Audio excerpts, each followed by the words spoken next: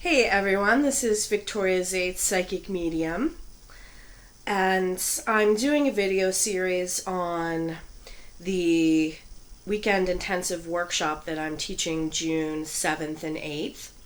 It's called Intuitive Living, Trusting the Wisdom of Spirit in Everyday Life. And it's at the First United Methodist Church in Pittsburgh. It's going to be from 3 to 8 p.m. both days. And you can register at my website.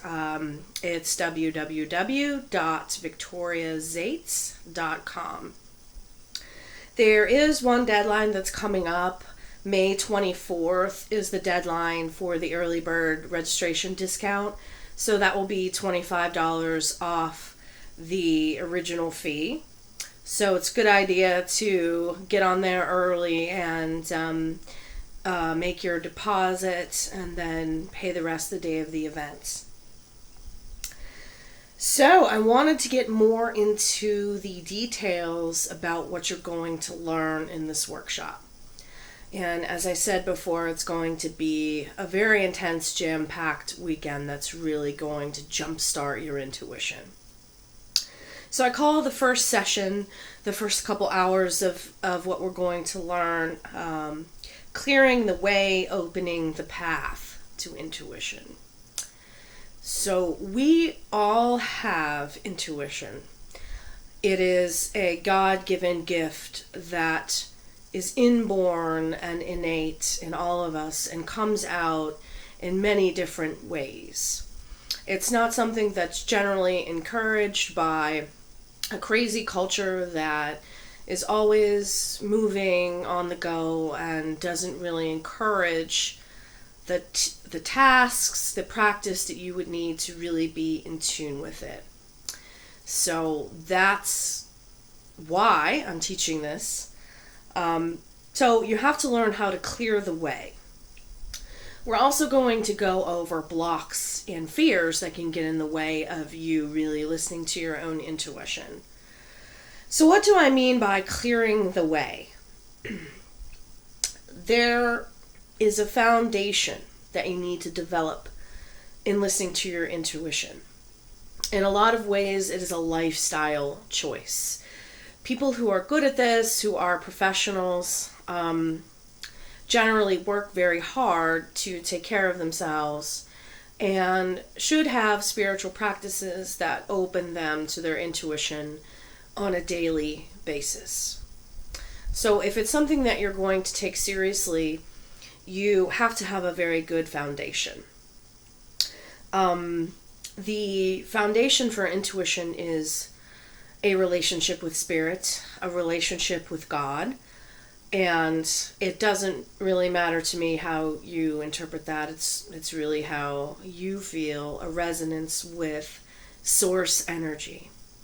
So you have to get in touch with that energy in order to be able to listen to your intuition, because that is really where it comes from. It's a heart-centered practice. So if you know about the chakra system, the heart chakra is an important part of intuition. People always think of the third eye as being the center for intuition, and that's true, but you really have to have a good foundation with all of the chakras. You can see this illustration here of the chakra system. You need to have clear chakras in order to be as in tune to it as you could possibly be. And one of the major points is really the heart chakra, because that is the center of love, empathy, compassion, your ability to understand other people, but also understand yourself and know yourself.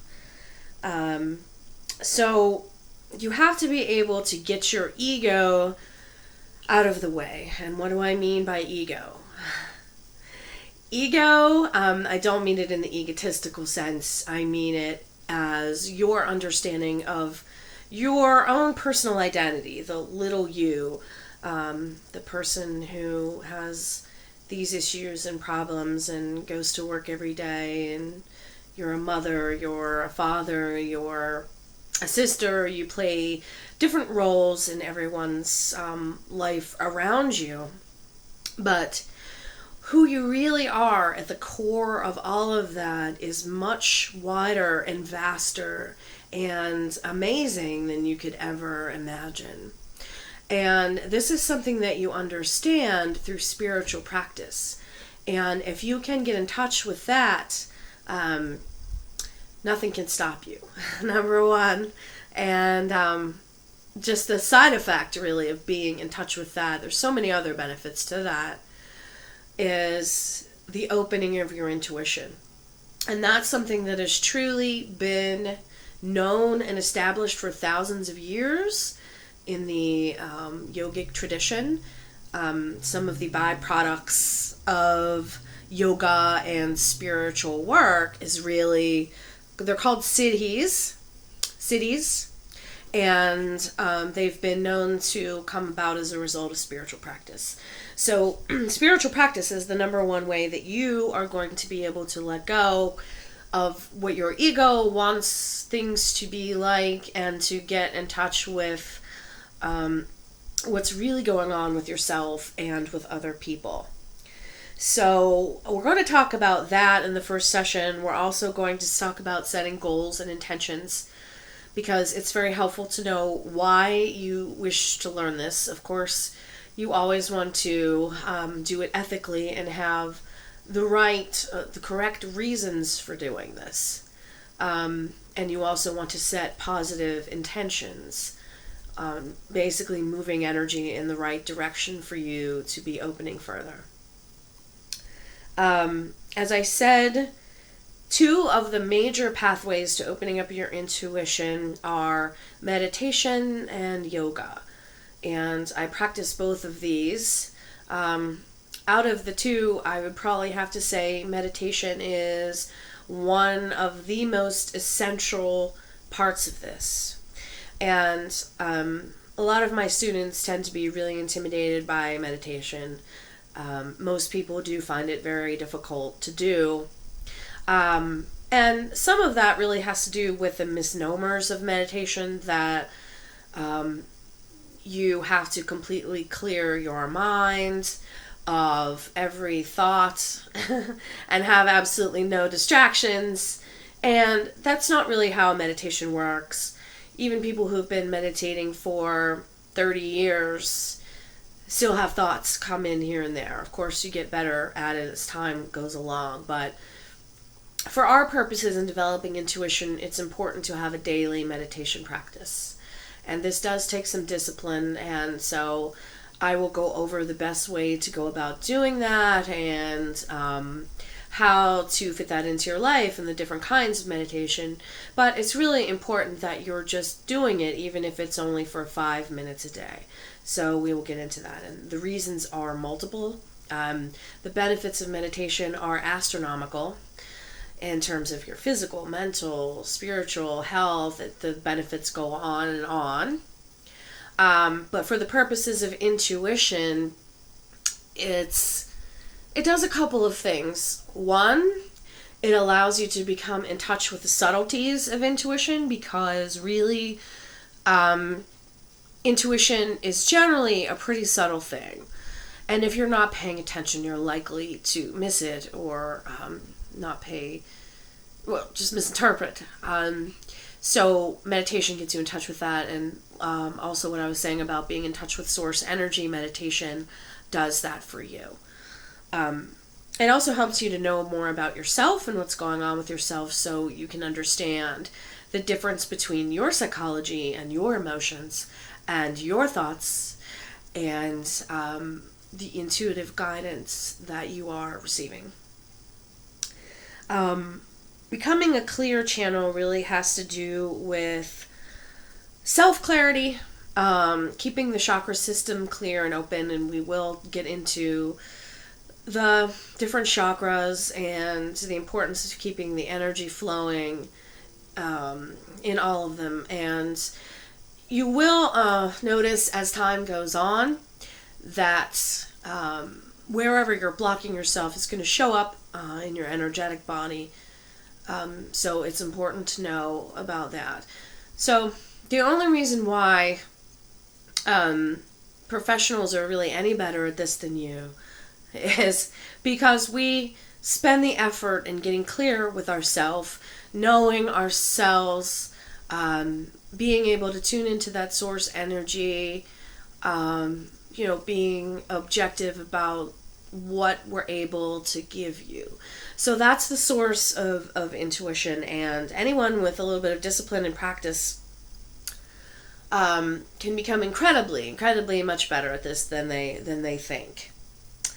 Another thing to do is to journal, because that shows the universe that you're serious and you're going to pay attention to your intuition.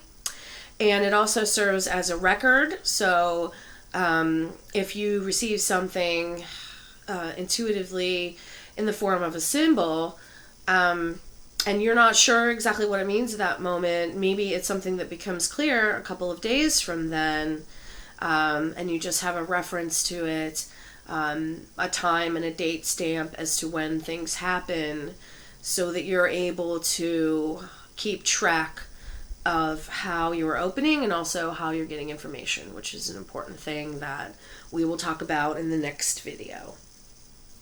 So you want to be able to take care of yourself physically. Of course, like, the more healthier your physical vessel is, the easier it is to channel these things through. A vegetarian diet is something that can really help you to do this.